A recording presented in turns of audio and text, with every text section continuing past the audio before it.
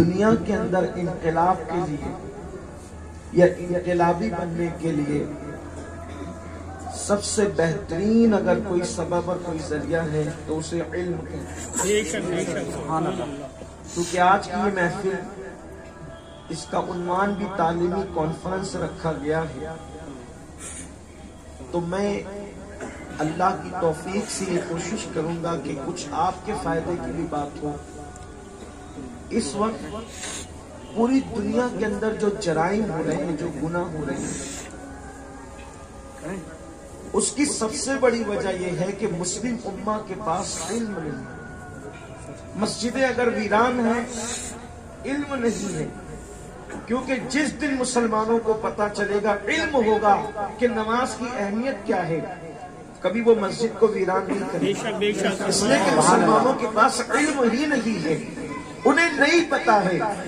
اگر کوئی کمپنی اعلان کر دیتی ہے کہ ہم نے جو ہے وہ یہ ایک اسکیم نکالی ہے کہ تم اتنا لگاؤ گے تو اس پر اتنا ملے گا، تو سب لوگ اس طرف دوڑ پڑتے ہیں، نہ رات دیکھتے ہیں، نہ دن دیکھتے ہیں، نہ اپنا منصب دیکھتے ہیں، نہ اپنا مرتبہ دیکھتے، کچھ نہیں دیکھتے، بلکہ اس طرف مفاد کی طرف دوڑ پڑتے ہیں۔ لیکن مسلمانوں کو یہ نہیں پتا کہ نماز کے فوائد کیا ہیں، علم سے آ رہی ہے، علم سے دور ہے۔ اس لیے نماز کی اہمیت سے غافل ہونے کی وجہ سے مسجدوں کو ویران کیے ہوئے ہیں۔ مسلمانوں کو اگر پتا ہو جائے کہ اللہ کی حبیب صلی اللہ علیہ وآلہ وسلم نے فرمایا کہ جس نے فجر کی 2 رکعت سنت پڑھی، صرف 2 رکعت سنت، تو اللہ اکبر، پوری دنیا کی نعمتیں ایک پڑھنے میں رکھی جائیں۔ یہ میرے اور آپ کے آقا سیدنا نبی صلی اللہ علیہ وسلم نے فرمایا، پوری دنیا کی دولتیں، پوری دنیا کی نعمتیں، پوری دنیا کی عزتیں، پوری دنیا کی ثروتیں، پوری دنیا کی حکومتیں، پوری دنیا کی طاقتیں، ساری نعمتیں ایک پڑھنے میں رکھی جائے اور فجر کی 2 رکعت سنت ایک پڑھنے میں رکھی جائے، ساری نعمتیں مل کر کے فجر کی 2 رکعت سنت کے برابر نہیں ہو سکتی۔ جب فجر کی 2 رکعت سنت کا مقام یہ ہے تو فجر کی فرض کا مقام کا عالم کیا ہوگا؟ لوگوں کو پتہ نہیں ہے، لوگوں کو اس کی اہمیت نہیں ہے، اسی لیے لوگ عبادتوں سے دور ہیں۔ میرے پیارے آقا علیہ الصلوۃ والتسلیم کے پیارے دیوانوں، دنیا کے اندر ایک جوان جوانی کی دہلیز پر پہنچنے کے بعد اپنے ماں باپ کو گھر سے کیوں نکال رہا ہے، اپنے ماں باپ کو گالیاں کیوں دے رہا ہے، اپنے ماں باپ کی بے ادبیاں کیوں کر رہا ہے، اپنے ماں باپ کی حق تلفیاں کیوں کر رہا ہے؟ اس کی وجہ یہ ہے کہ اس کو ماں باپ کا مقام نہیں پتا، اسے ماں باپ کی اہمیت کا اندازہ نہیں پتا۔ اور یہ کب پتا چلے گا؟ جب وہ حدیث پڑھے گا تب پتا چلے گا، جب وہ علم حاصل کرے گا تب پتا چلے گا، علم حاصل کرے گا۔ واللہ جس کو قرآن اور حدیث کا علم حاصل ہو جائے، وہ اپنے ماں باپ کو باہر نکالنا تو دور کی بات، وہ ماں باپ کے قدم چومنے لگے گا، کیونکہ میرے آقا نے فرمایا الجنت تحت اقدام الامہات، کہ تمہاری جنت تمہارے ماؤں کے قدموں کے نیچے ہے۔ دعا والدی لولدی کا دعائی لکم، اللہ اکبر فرماتے ہیں کہ تمہارے باپ کی دعا تمہارے حق میں ایسی ہے جیسے نبی کی دعا امتی کے لیے ہوا کرتی ہے۔ علم نہیں ہے، علم نہیں ہے، اس لیے علم نہیں ہے، اس لیے ماں باپ کی بے ادبی۔ سارے مسائل کا حل علم ہے، سارے مسائل کا حل علم ہے۔ اور یاد رکھنا، اللہ اکبر، ایک انسان کو جب علم ہو جائے کہ یہ گناہ کرنے کا وبال کیا ہے، عذاب کیا ہے، وہ خود اپنے آپ کو گناہوں سے بچاتا ہے۔ اسی لیے قرآن کہتا ہے انما یخشی اللہ من عبادہ العلماء، کہ بے شک اللہ کے بندوں میں اللہ سے ڈرنے والے وہ لوگ ہیں جنہیں علماء کہا جاتا ہے، اہل علم کہا جاتا ہے۔ آپ دیکھیں، لوگ جو بدعقیدوں کے ساتھ رشتہ داریاں کر رہے ہیں، انہیں علم نہیں کہ اس کی نحوست کیا، اس کی گندگی کیا ہے۔ علم ہر مسئلے کا حل ہے۔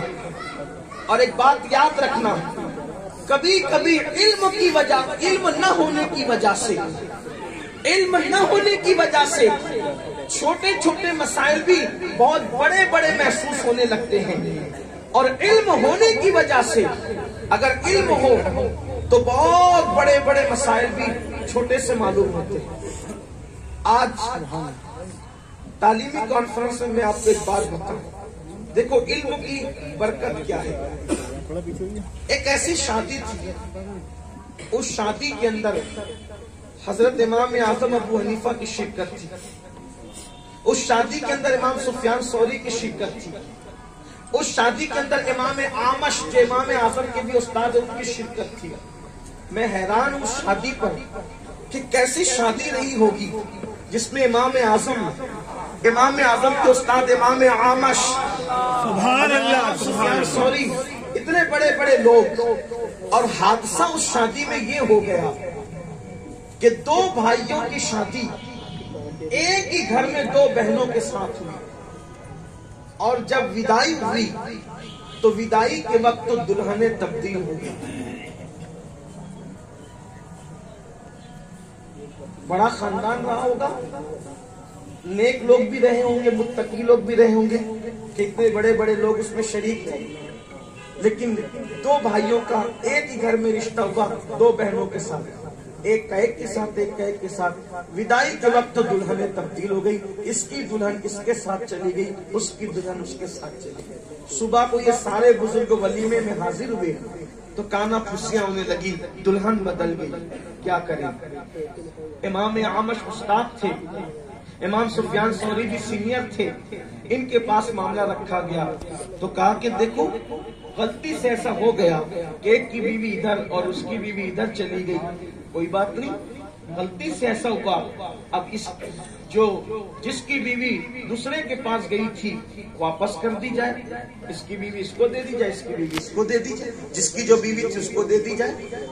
لیکن میرے امام الائمہ، سراج الامہ، کاشف الغمہ، سیدنا نعمان بن ثابت امام اعظم ابو حنیفہ، کروڑوں حنفیوں کے امام. ہمارے امام اعظم کی شان بھی کیا ہے؟ ہمارے امام اعظم کی شان بھی کیا ہے؟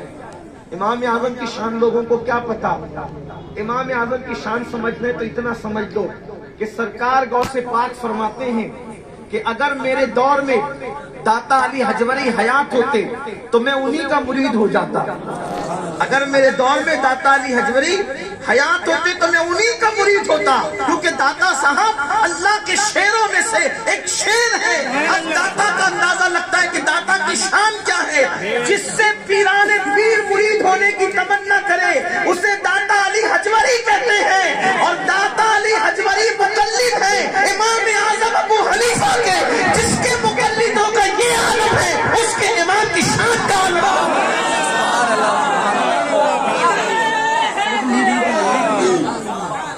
امام اعظم کی شان کا عالم کیا ہے؟ بلکہ داتا صاحب کشف المعجوب میں خود لکھتے ہیں. داتا صاحب کشف المعجوب میں جس کا مفہوم یہ ہے، فرماتے ہیں کہ میں نے خواب میں اپنے نبی کو دیکھا، اپنے نانا کو دیکھا، سید الانبیاء کو دیکھا. غوث پاک بھی حسنی سید ہے اور سیدنا داتا علی حجوری بھی حسنی سید ہے. دونوں حسنی سادات ہیں اور غوث پاک کے سینئر ہے داتا صاحب. فرماتے میں نے اپنے نانا جان کو خواب میں دیکھا تو کیا دیکھا؟ ایک ضعیف آدمی کو حضور اپنی گود میں اپنے سہارے سے چلا کر کے لا رہے ہیں. ایک ضعیف آدمی کو اپنی گود میں سہارا دے کر چلا کر کے لا رہے ہیں. میں نے پوچھا نانا جان یہ کون ہے؟ نانا جان یہ کون ہے؟ جواب کیا ملا؟ نام نہیں بتایا. فرمایا یہ تیرا امام ہے.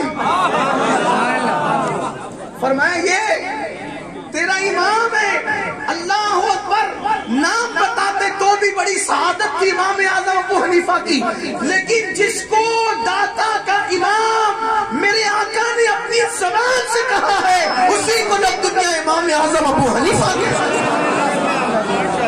سیدنا امام اعظم ابو حنیفہ. تو داتا صاحب اس خواب کی تعبیر آپ خود بیان کرتے. فرمایا میرے آقا نعمان بن ثابت امام اعظم کو چلا رہے ہیں تو جو خود چلے اس سے غلطی کا امکان ہو سکتا ہے. جس کو مصطفیٰ جان رحمت پکڑ کر چلائیں اس سے غلطی کا اللہ اکبر. یہ امام اعظم بولی ہے. اسی لیے سب سے زیادہ صحیح مسلک اگر کسی کا ہے سارے صحیح ہیں، لیکن سب سے زیادہ اصح جس کا مسلک ہونے کا جو معاملہ ہے وہ ہمارے امام اعظم ابو حنیفہ رضی اللہ عنہ، امام اعمش استاد ہے، امام سفیان ثوری سینئر ہے، دونوں نے کہا بھائی غلطی ہو گئی، غلطی کا کیا علاج، جس کی بیوی اس کو بیچ دو۔ لیکن فتویٰ تو دے دیا، فتویٰ دے دیا گیا، غلط نہیں تھا فتویٰ، لیکن فتوے کے ساتھ تھوڑا یہ بھی تو خیال ہوتا کہ بیوی تو دے دی جائے گی ایک دوسرے کو۔ حیا کے پردے میں ایک بات کہنا چاہتا ہوں، ایک ہی گھر میں دو بھائیوں کو رہنا ہے، زندگی بھر بھی رہنا ہو سکتا ہے، تو اب جس کے ساتھ بھائی کی بیوی زندگی ایک رات گزار چکی ہو، اب جب اللہ نہ کرے سامنا ہوگا تو حالات کیا ہوگا؟ فتویٰ کوئی غلط تو تھا نہیں۔ دیکھیے اصل تو بات یہی ہے، کتاب دیکھ کر کے فتویٰ نقل کر لینا یا پھر اساتذہ سے سنے ہوئے نکات کی روشنی میں فتویٰ لکھ لینا، یہ کمال نہیں ہے۔ نفس مسئلہ سمجھنا کہ سارے راستے فتنوں کے بند ہو جائیں، یہ اصل معاملہ ہے۔ اور یاد رکھنا علم سب کو مل جاتا ہے، لیکن فیضان علم سب کو نصیب نہیں ہوتا۔ علم کے ساتھ فیضان علم تو ان کو نصیب ہوتا ہے جس پر مصطفیٰ جان رحمت کا خصوصی کرم ہوتا ہے۔ فیضان علم سب کو نصیب نہیں ہوتا، فیضان علم انہیں کو نصیب ہوتا ہے۔ اس لیے علم والے بہت ہیں، لیکن جن کو فیضان علم نصیب ہوا ہے وہ بہت نہیں ہے، اور جو ہیں پھر انہوں نے علوم کے دریا بہائے ہیں، جو ہیں انہوں نے علوم کے۔ اور میں مولانا رضا رسول کے لیے یہی دعا کرتا ہوں کہ اللہ انہیں علم کے ساتھ فیضان علم بھی عطا فرمائے، اور میرا یقین ہے انشاءاللہ کہ فیضان علم ضرور نصیب ہوگا۔ اس کی وجہ یہ ہے کہ آگوش ولایت میں پرورش پانے والی شخصیت کی گود میں اللہ نے ان کو پرورش حاصل کرنے کا شرف عطا فرمایا۔ سبحان اللہ۔ مطلب حضور مفتی آدم ہند، خلیفہ حضور مفتی آدم ہند، مقبول بارگاہ مدینہ، خلیفہ حضور تاج الشریعہ، الجامعۃ الربیہ مدینۃ الاسلام، علامہ سید امین القادری صاحب قبلہ۔ سبحان اللہ، سبحان اللہ۔ دونوں بزرگ سینئر تھے۔ امام اعظم ابو حنیفہ نے فرمایا جواب کوئی غلط نہیں ہے، صحیح ہے، لیکن زیادہ صحیح جواب یہ بتانا چاہتا ہوں کہ دونوں دولہوں کو بلاؤ اور دونوں دولہوں سے پوچھو کہ جس نے جس کے ساتھ رات گزاری ہے کیا وہ اس کو پسند ہے، اور دلہنوں سے بھی پوچھ لو کہ جس نے جس کے ساتھ رات گزاری ہے کیا انہیں وہ شوہر پسند ہے۔ دونوں نے کہہ دیا ہاں پسند ہے، تو فرمایا کہ جس کے ساتھ جس نے رات گزاری تھی اسی کے ساتھ اس کا نکاح کر دیا جائے، اور جس کے ساتھ نکاح کل ہوا تھا وہ طلاق دے دے، اس لیے کہ طلاق کے بعد اگر خلوت صحیحہ نہیں ہوئی ہو اور اگر طلاق دے دی جائے تو عدت کی ضرورت نہیں پیش آتی، تو یہ طلاق دونوں ایک دوسرے کی بیویوں کو طلاق دے دے، اور جس نے جس کے ساتھ رات گزاری ہے فوراً اسی کے ساتھ نکاح کر دیا جائے، تاکہ جب ملاقات ہو یہ شرمندگی سے بھی بچ جائے اور سکون و چین کے ساتھ اپنا زندگی کو گزارے۔